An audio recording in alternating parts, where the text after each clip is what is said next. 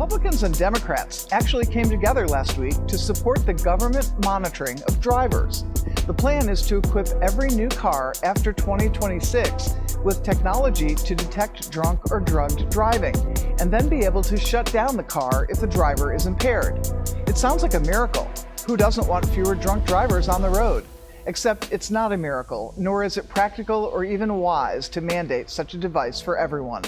The mandate is buried in the huge 2021 Infrastructure and Investments Act that's supposed to fund new bridges and roads.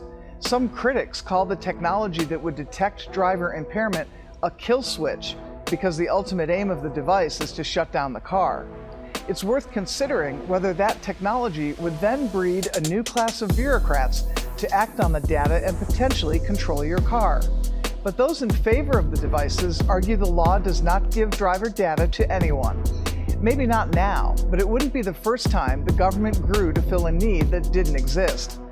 About 10,000 people die every year in drunk driving accidents, and that's horrific. Another 1 million drivers are arrested for DUI.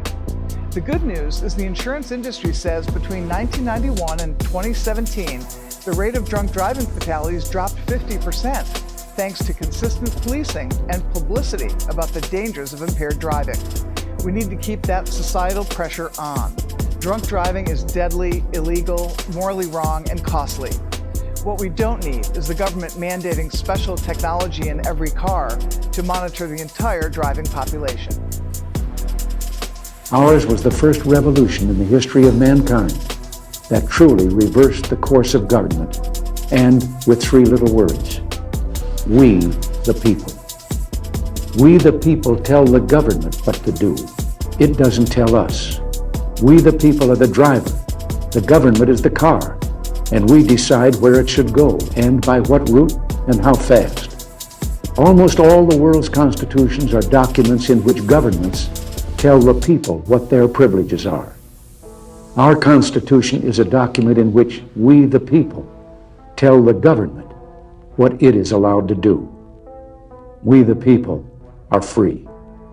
The 9 most terrifying words in the English language are, "I'm from the government and I'm here to help."